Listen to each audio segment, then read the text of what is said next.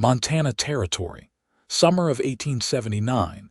The sun was already high when Levy Vaughn rode into the dust-bitten town of Deer Creek with nothing but a tired horse, an empty saddlebag, and a list in his head of supplies he needed for the cattle drive waiting up in the hills.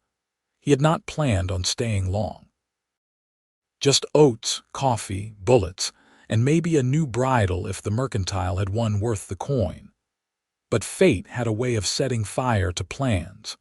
The moment he stepped off his horse and tied her to the post outside Harrow's General Store, he heard a child crying from inside the alley.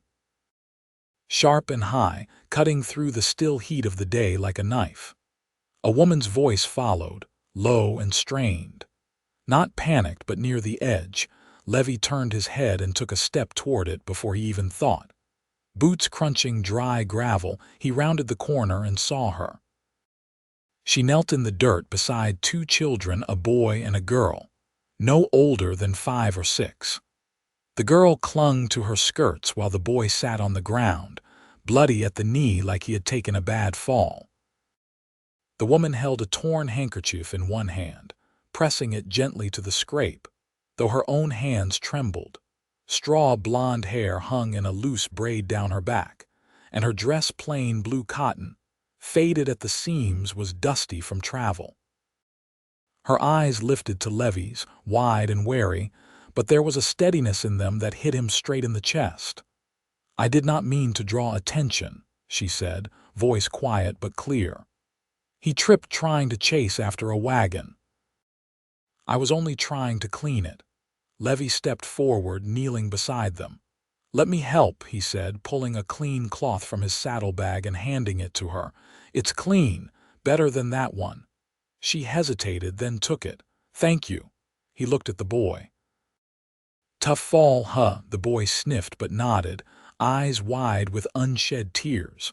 The girl, clinging tighter to the woman's side, watched Levy like a hawk. "He is braver than he ought to be," the woman said, glancing at the boy with a soft smile. "They both are." Levy watched her for a moment.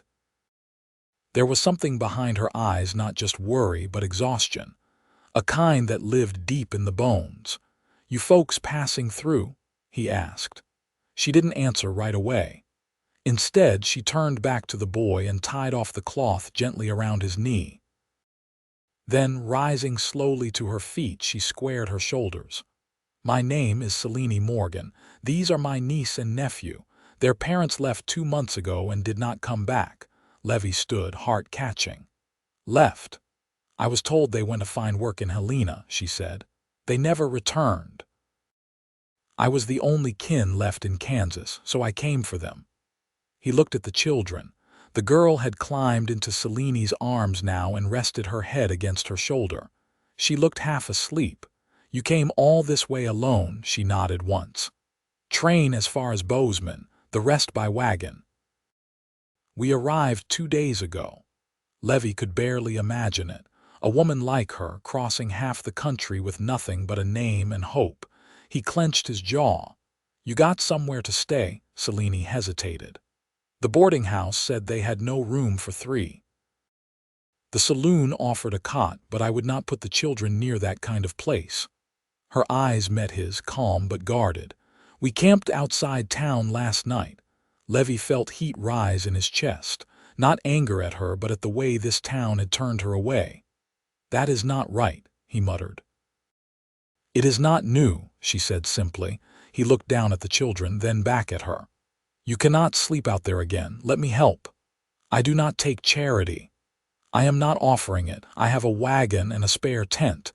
You and the little ones can rest under it tonight. I will be camped by the creek just outside town." Selene studied him, clearly measuring the offer. "I will not hurt you," he said. "Or them. You can keep your pistol close if you like." A pause, then she gave a single nod. "All right, just one night." Levy gave a faint smile. "Good. I will help you gather what you need."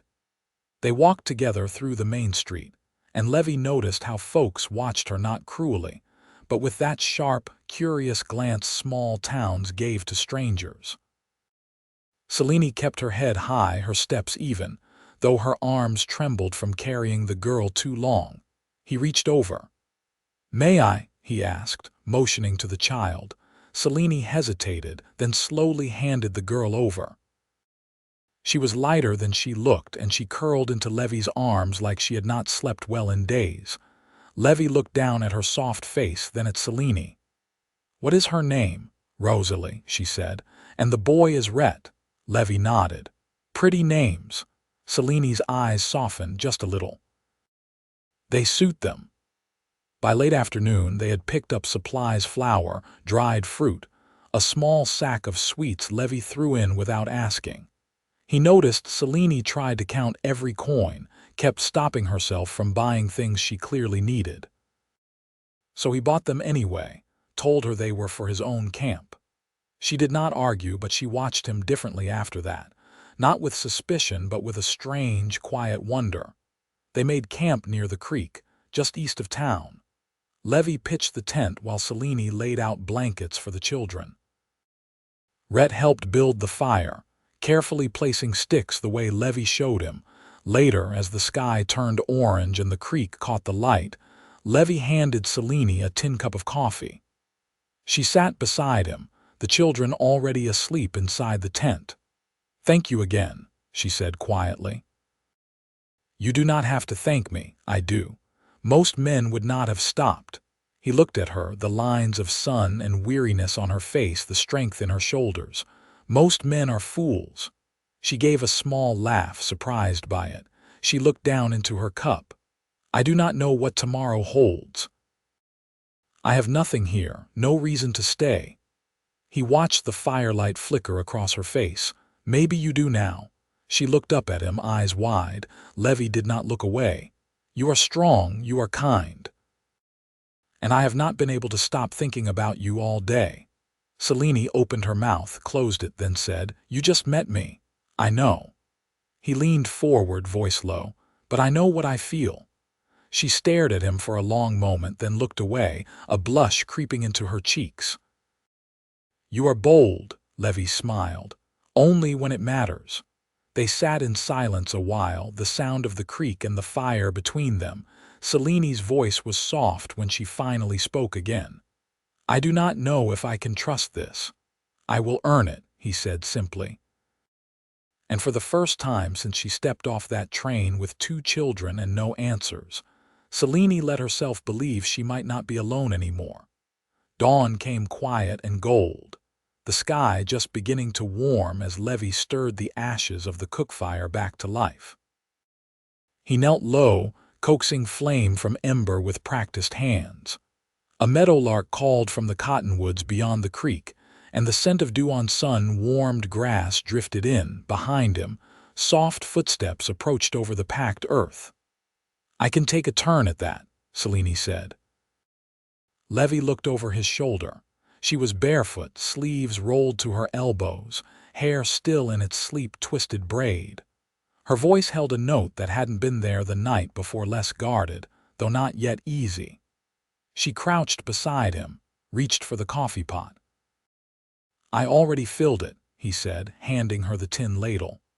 "Water's from the creek upstream." She nodded, poured it into the blackened pot, then rested it over the flame. Her movements were spare and efficient. "Rhett's helping Rosalie dress," she said after a moment. "She insists on wearing her Sunday shoes." Levi chuckled. "Out here, she says it's a special day," Selene said, faint amusement in her voice. "She dreamed of pancakes." "Well," he said, "let's see what we can do." He stood and went to the wagon, returning with cornmeal and a tin of molasses. Selene raised an eyebrow. "Thought you were only here for bullets and coffee," she said. "I was," he replied, kneeling beside the fire again. "Plans changed." She didn't answer, but her hand stilled for a moment before she resumed stirring the coffee.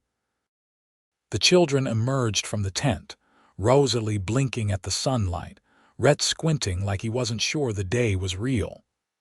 Levi greeted them with a nod, then poured batter into a skillet. The sizzle broke the morning hush, and the smell of cornmeal filled the air. As they ate, Selene watched the children more than she ate herself. Levy noticed. He waited until the children were chasing each other near the creek before speaking. "You haven't eaten more than a bite." She folded her hands around her tin cup. "It's hard to let the body rest when the mind still runs." "What's it running from?" She looked out across the water a long moment before answering. "I was supposed to be married by now, back in Kansas. The man was kind, but he didn't want children, not ones that weren't his." Levy didn't speak. He knew when silence held more than words.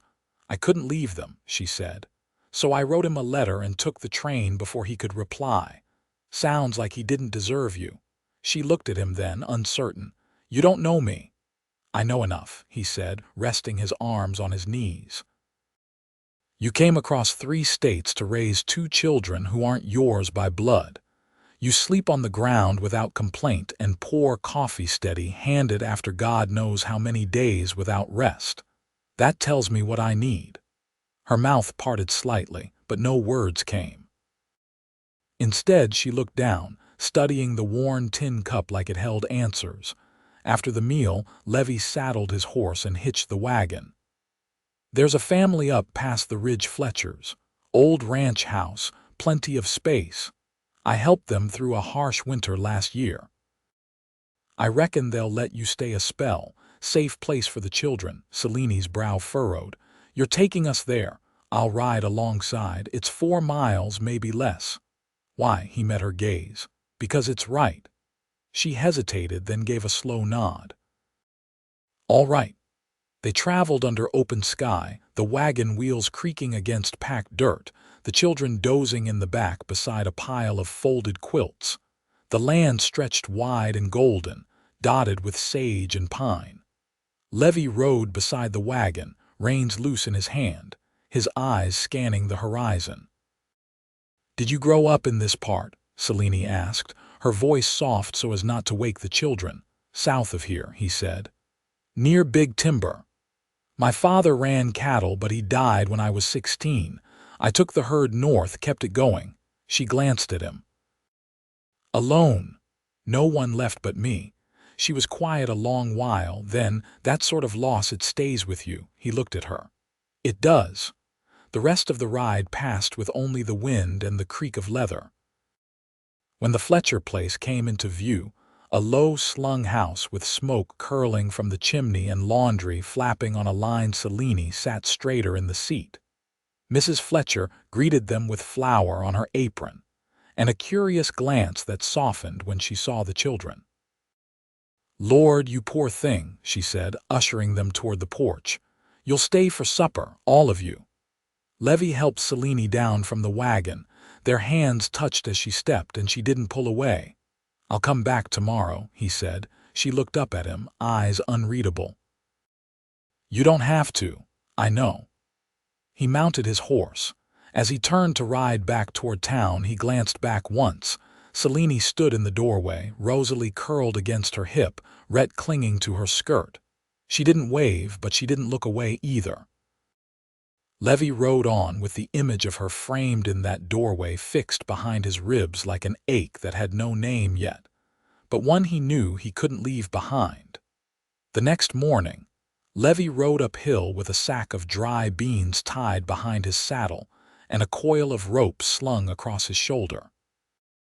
The Fletcher place sat quiet under a blue sky, the kind that stretched wide enough to make a man feel both small and steady.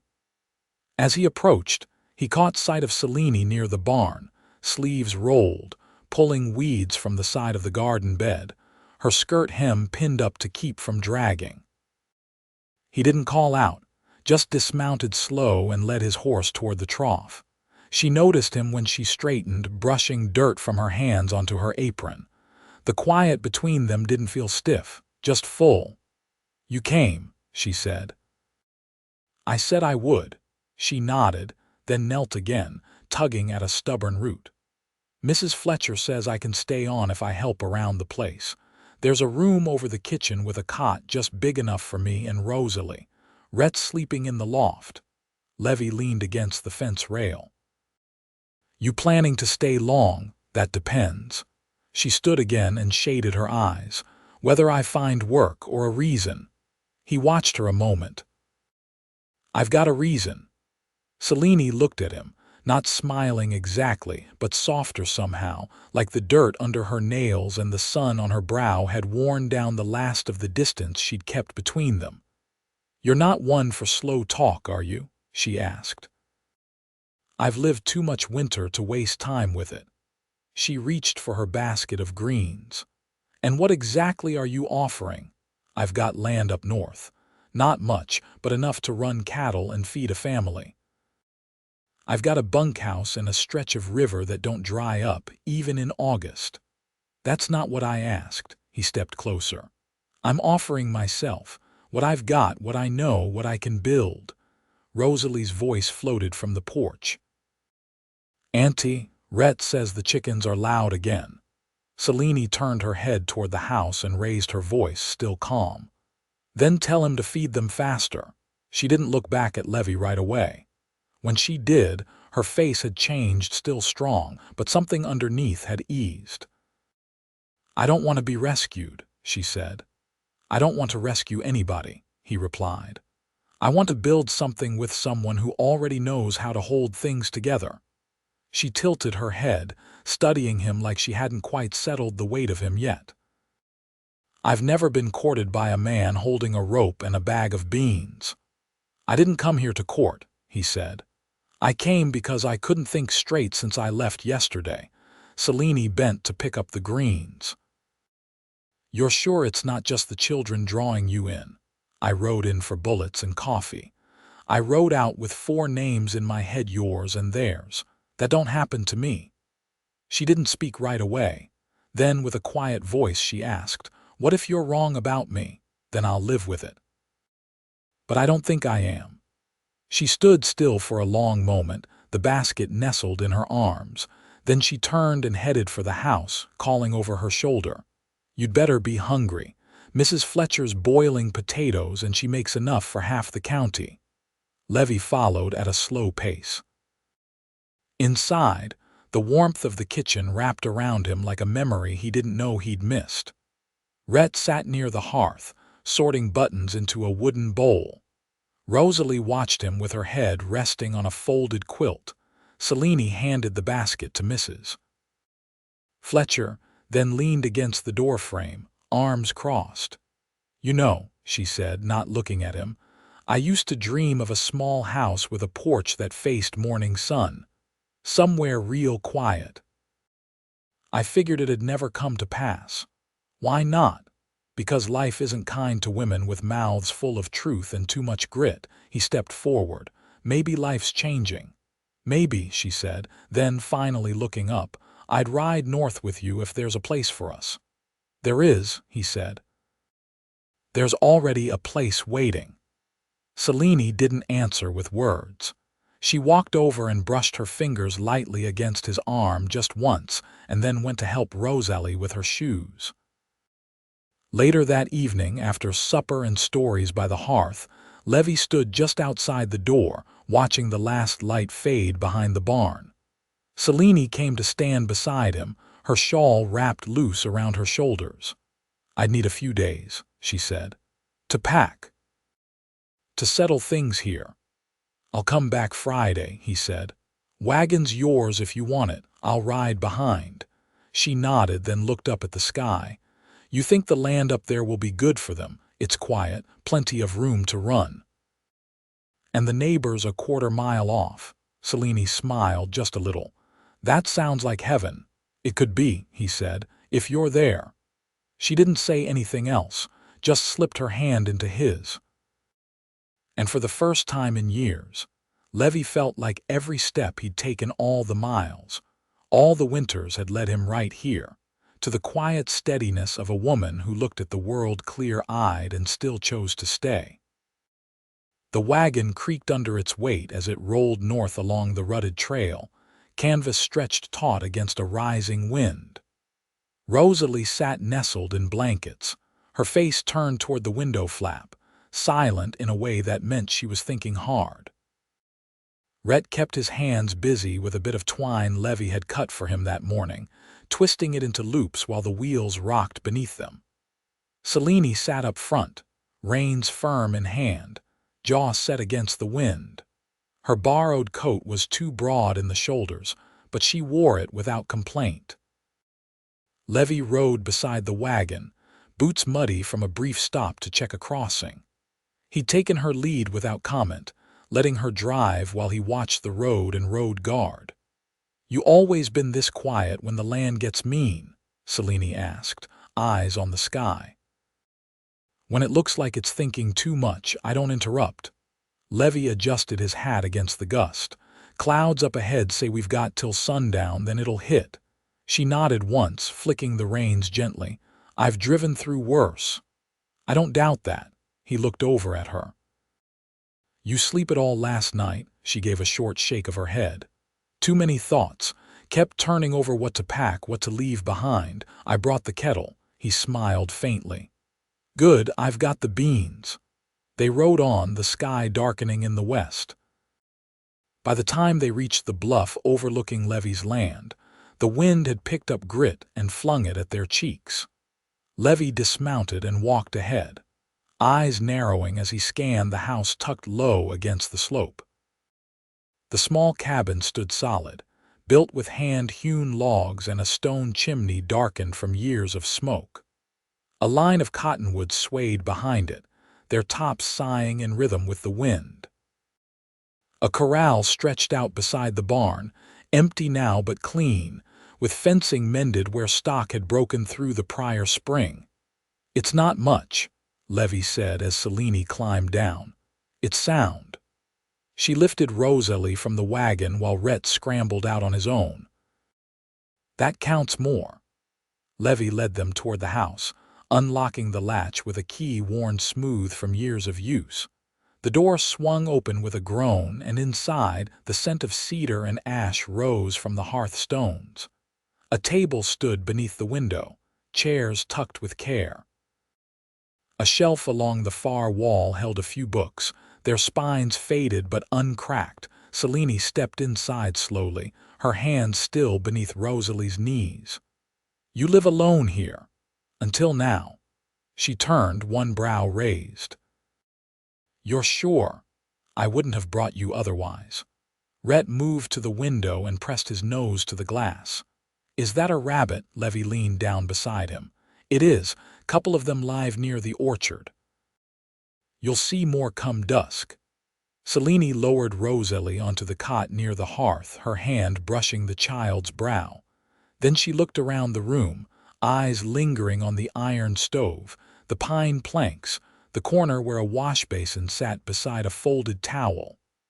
"I'll need space to cook," she said. "There's a root cellar outside. I'll show you once the wind settles." She nodded. "I'll need to patch some of the canvas near the wagon. It's wearing thin." Levy stepped closer. "You're not just surviving anymore, Selene. You're allowed to rest." She met his gaze without flinching. "I rest when the work is done. Always have." He didn't press her. Instead, he stepped back and lit the lantern, the flame catching slow and steady. That night, after the children had fallen asleep beneath quilts and the wind died to a low murmur through the trees, Selene stood on the porch, arms folded tight against the cold. Levy came to stand beside her, the stars sprawled wide overhead, their light flickering between wind-worn clouds. "I never thought I'd see a place like this," she said. "You're seeing it now." She looked at him, her face unreadable in the dark. "What happens next?" Levy's voice was low. "I build a second bed. You take your time. We plant potatoes when the frost breaks. Rhett learns to mend tack, and Rosalie names every chicken." Selene turned away, but not in retreat. Her eyes swept the land, the fields sloping gentle behind the house, the dark tree line marking the edge of what would be theirs to tend together. "You're not afraid I'll want to leave?" "No," he said. "I think you've been looking for a place to stay, just didn't believe it could be real." She didn't answer right away. Then, "I've never been asked to stay, not like this, not with all that I carry." "I'll carry what's mine," he said. "And if something's too heavy for you, we'll shoulder it between us." Selene let out a breath that wasn't quite a sigh. It sounded like something loosening. "I'll need a garden plot," she said. "And a clothesline. I'll put up posts in the morning." She turned then, slowly, and looked at him like she hadn't dared before, not with suspicion, not with guarded hope, but with something steady and sure, like she'd begun to believe. Her voice was quiet. "You're not what I expected," he held her gaze. "You are." She hesitated, then reached out, fingers brushing his wrist, not tentative, not unsure, a choice. And in that touch, Levy felt it, the truth of her, the strength, the fire tempered by years of walking through storms alone. Now, finally, she wasn't. They stood together beneath the stars, not speaking again that night. They didn't need to. The land stretched out before them, rough and resolute, and for the first time in both their lives it felt like home. The snow didn't last more than a day, just enough to leave a thin crust across the pasture and send a hush over the land. By the time the sun rose clear again, the shadows under the eaves had melted down into dark patches of earth, and the frost on the windows had drawn delicate webs of lace. Selene stood at the kitchen table, sleeves rolled, hands deep in dough. The rhythm of kneading was slow and sure, and her hair, tied in a kerchief, caught the morning light. She didn't look up when Levy stepped in from the yard, boots leaving damp prints on the threshold. "I moved the chickens to the lean-to," he said, brushing hay from his coat. "Wind's coming from the north again." Her hands didn't pause. "The bread's rising faster than it should. Oven runs hotter since you patched the chimney. I can damp the flue next time." Selene nodded, pressing her palm flat atop the dough. "Rhett's helping Rosalie shell beans. They're in the corner, trading them for buttons." Levy leaned against the doorframe, watching her work. "You've made this place yours faster than I ever did." She wiped her hands on her apron and finally looked at him. "I didn't come to pass through." He took a step closer. "Neither did I." She studied his face a moment, then turned back to the dough and folded it over once more. "You never said how long it took you to build this house," she said. "Not just the walls, all of it. The way it holds heat, the way it sits quiet in the wind." "3 winters," he said. "Worked through the first 2 with calloused hands and bad lumber. Third one, I got it right." She didn't speak for a moment. Then, "It feels safe." He stepped beside her, resting one hand on the edge of the table. "That's all I ever wanted it to be." The dough was ready. She lifted it into a pan and set it near the stove, covering it with a clean cloth. "You said once that you've lived too much winter to waste time," she said. "Do you still believe that?" "I do." Her gaze met his, clear and steady. "Then I'll ask plain. Do you want me here to help raise these children, keep the hearth warm, and tend the garden, or do you want me here because you love me?" Levy didn't look away. "I love you." The words landed soft but sure. He didn't rush them, didn't dress them up. Just let them stand as they were. Selene's shoulders lowered, not from weariness but from something loosening inside her. "Then I'll stay," she said. "Not just for the children or the garden, I'll stay for you." Levy reached for her hand, calloused fingers folding over hers. "Then we'll make something lasting." She let out a breath that wasn't relief, it was release. The kind that came after years of holding too much. Later that day, they walked the southern fence line together, checking for breaks where the frost had lifted nails. Levy carried the hammer. Selene carried a basket with dry biscuits and a flask of tea. The children trailed behind, Rhett with a stick slung over his shoulder like a rifle, Rosalie with a doll made from scraps of muslin and wool. "I never thought I'd raise them in a place like this," Selene said, watching Rosalie crouch to examine a patch of frozen moss. "They've got room to grow here," Levy said. "And hands that won't let them fall."